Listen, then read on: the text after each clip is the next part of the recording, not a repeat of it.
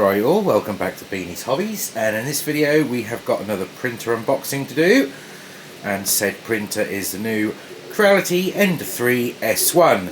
Now before we get into this, I just want to say a massive thank you to Technology Outlet for sending me this printer for review, and obviously without their continued support of the channel I wouldn't be able to do these videos for you, so thank you very much guys for like I say, sending me this over to have a little look at. So before we get into this as well, I just want to mention Technology Outlet have been kind enough to supply me with some discount codes to give to you guys. So I shall leave all of the links down in the description below. The link down there is an affiliate link, so obviously if you do make any purchases with that link, small little bit of fundage will come back to me, which will then obviously help support the channel. Because obviously I'm not sponsored or anything in any way, shape or form, so you know, a lot of the time I have to pay for these printers myself, and they are, as we all but know, very expensive. So anyway, that's enough of a waffle for now. Let's get this thing unboxed and see what goodness awaits us inside. Right, so here we go. I apologise for any background noise, but I've got printers running, I've got my heater on. It's kind of chilly here in my workshop, I must admit. And we did have a little bit of snow earlier on, so yeah, it's quite cold. Anyway, so let's get this thing unboxed. Try to, he says.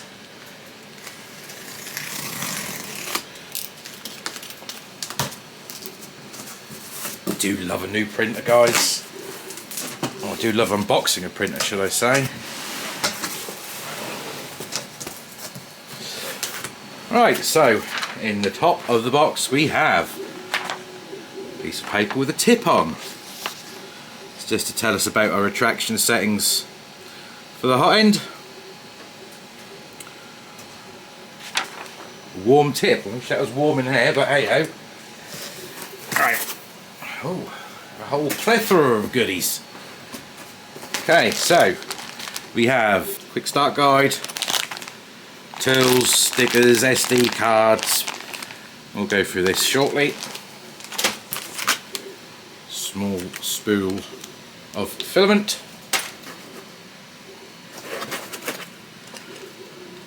Bracket for the screen. Clip to hold the cable. Power lead. Spool holder.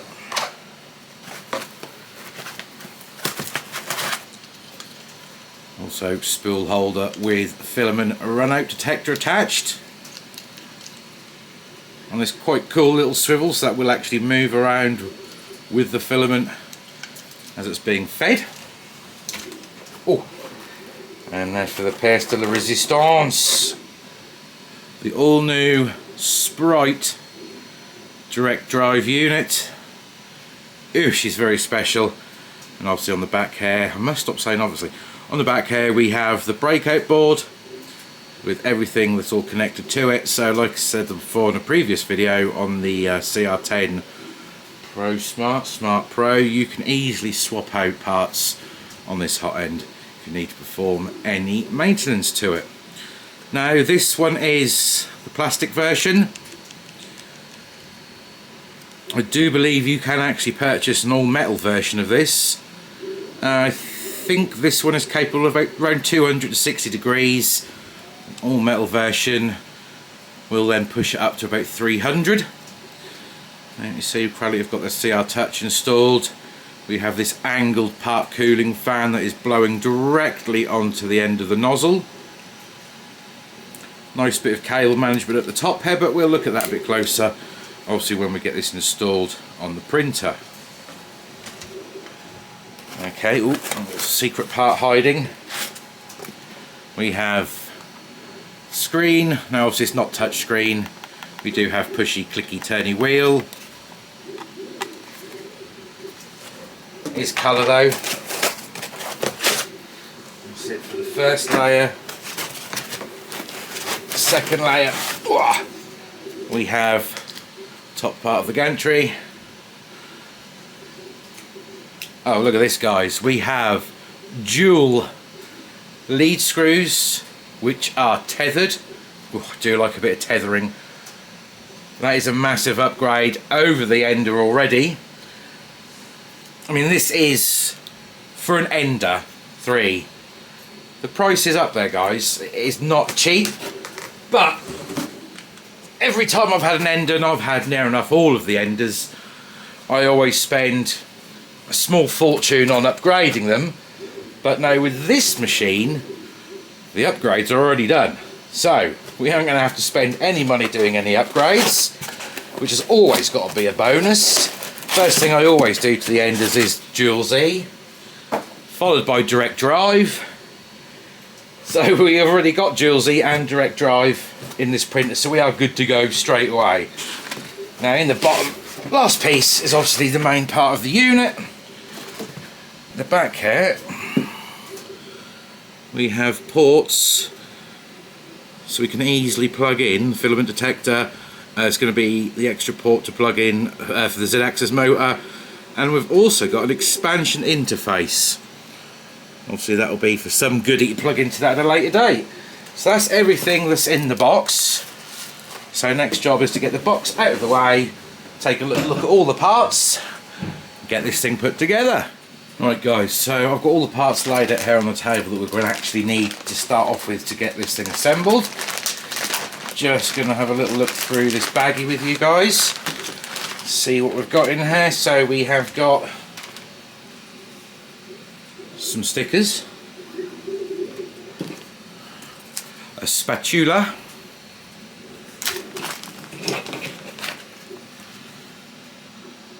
full instruction guide in multiple languages, warranty card, and then another bag with our usual baggies of bits and bobs. So we have spare nozzle, full-size SD card with an SD card reader. Not going to require them just yet. Baggie with all our fixtures and fittings in. Going to need them shortly. Another baggie with spare parts. No installation by default on it, so obviously these are just some spares in case we need them later on down the line. Side cutters, plush cutters, nippers, filament nippers, whatever you want to call them. And jamming needle. And a little baggie of Allen keys, little screwdriver, and some spanners. Right, so I think we need to get this thing assembled and take a good look around it. Right guys, assembly time it is. So let's have a little look around this, move some of these wires out of the way. First things first, we're going to have to attach the top frame to the bottom part, which is going to be easy enough. We're just going to basically line the ends of these extrusions up to the slight indents that are in the base, like so and like so, making sure obviously we haven't trapped any wires anywhere, which we haven't, because Creality are kind enough to tape all the wires up out of the way for us. So we're going to need to attach this from underneath using M5 by 45. Now remember my top tip, we spin it round on its side and we do it from underneath, just off the edge of the table. Okay, so I've got the printer just over the edge of the table. We're going to take out two of these big ones, and they're going to go up from underneath and screw up. There's one. Haven't done them up too tight just yet, just want to get it all assembled and then we'll knit it up tighter at the end.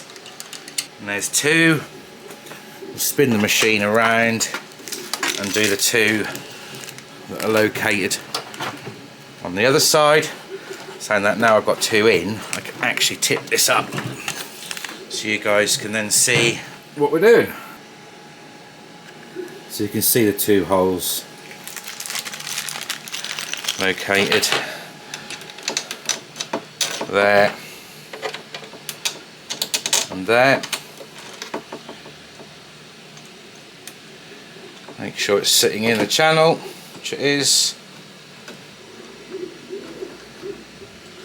Now I've got both sides in, I'll then nip them up.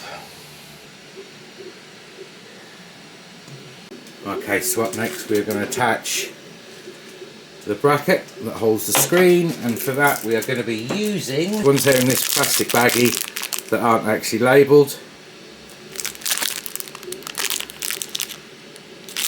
So we're going to need 3 of those.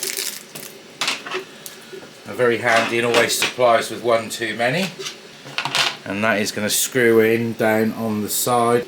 Okay, so around the side here, this is the cable for the screen.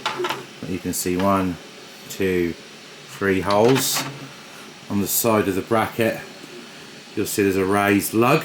That raised lug will sit inside the groove.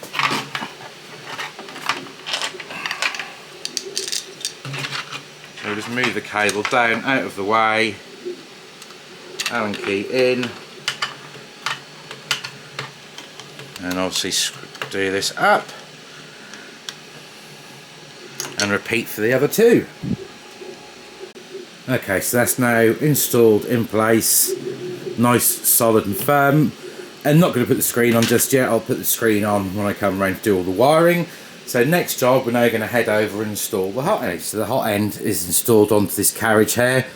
You'll see on the side there is a bracket that sticks out that holds the actual hot end in place.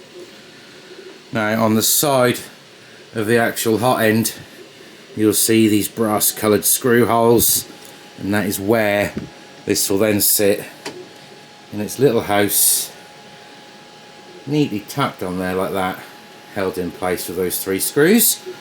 Now those 3 screws are these little tiny tiddlers, which are M3 by 6. Now we're going to need 3 of those, and like I said, they are just attached on the side. Oh, I said 3, I lied to you guys, you need 4. And it is screwed on the side like so.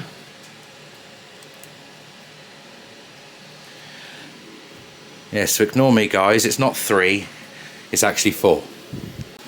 Now obviously don't want to over tighten them, but we have installed 1, 2, 3, 4, which then holds this in place. No wobbling, no movement of any kind. We are getting there, we are getting there. Last job is to install the spool holder. Then all we'll have to do is make the connections, and then we need to obviously check our rollers. Okay, so our spool holder is going to fit up onto the top. Wire is here to plug into the filament runout sensor. Now this is literally just a clip-on. Gonna have to get it in the right spot so the cable will actually line up. I'll just plug in like so. Front on first, push down, that'll then lock into place.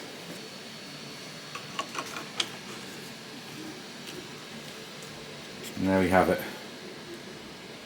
One assembled spool holder, complete with filament runout. Okay guys, so the only thing we have left to do now is to make all the electrical connections. And you know, over here at Beanie's Hobbies, we like to check our V-slot reels to make sure they're not too tight or too loose. So we will then go ahead, once we've made all the connections we need to make, we'll then go ahead and just check the V-slot wheels. Once it's unassembled, we can have a better look around it. Alright guys, so next up we're going to make some connections. So first of all, we're going to take this big long cable that goes up to the hot end. But first things first, we need to plug in the X stepper motor and the end stop switch. And that is simple enough by just plugging it in underneath there. And then this one plugs up underneath. That'll only go in one way round. There we go. Next we're going to take this bracket, which is just going to slide over the lead screw bracket, and then we're going to carefully just slide that in so it's held in nice and securely, and then the other end is going to plug into the top of the hot end. So the top of the hot end has got these two lugs, so we just open up the lugs. Yet again, this cable will only go in one way round. There's a notch, so the notch is going to point backwards. Push it in, I'll lock into place, and then we can then just slide it in the bracket, which holds the cable firmly in place, like so. Check we have enough slack for it to freely move all the way around, which we do. And that's that part done. Okay, so up next we need to plug in the lead screws. So they are taped down, so we just need to peel the tape off. And that will then just plug straight in like so. You can then spin the printer around. Spin it around, we can then remove the dust cover. We can then plug the other lead screw in to the one labelled Z. And then we have got the cable which is taped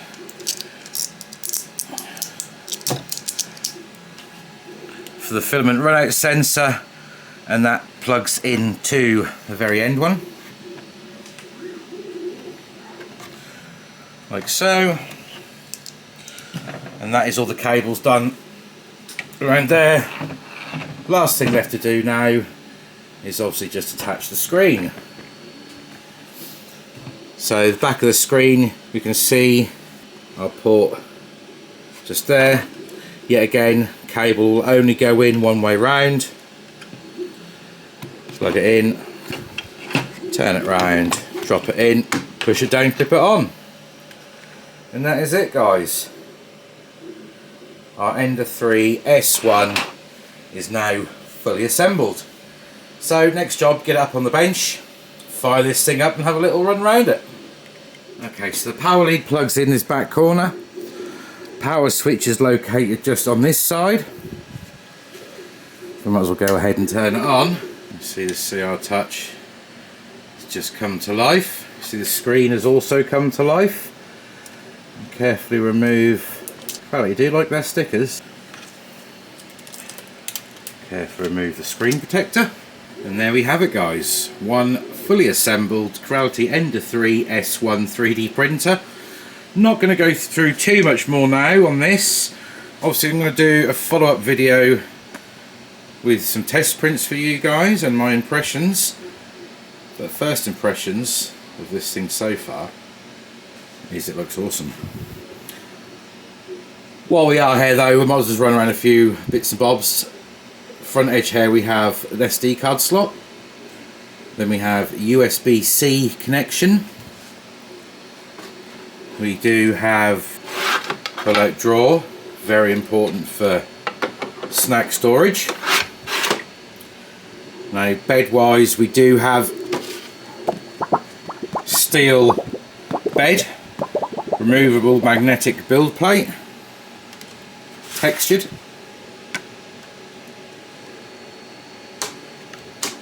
As you can see, I haven't sawed my V-slot wheels out because this bed is incredibly sloppy. So before I do anything else, I'm going to need to go around and settle those up. But first impressions, guys, this thing looks amazingly awesome compared to the other Enders. Creality have gone to town on this one, that's for sure. But like I say, that will also come with a premium price.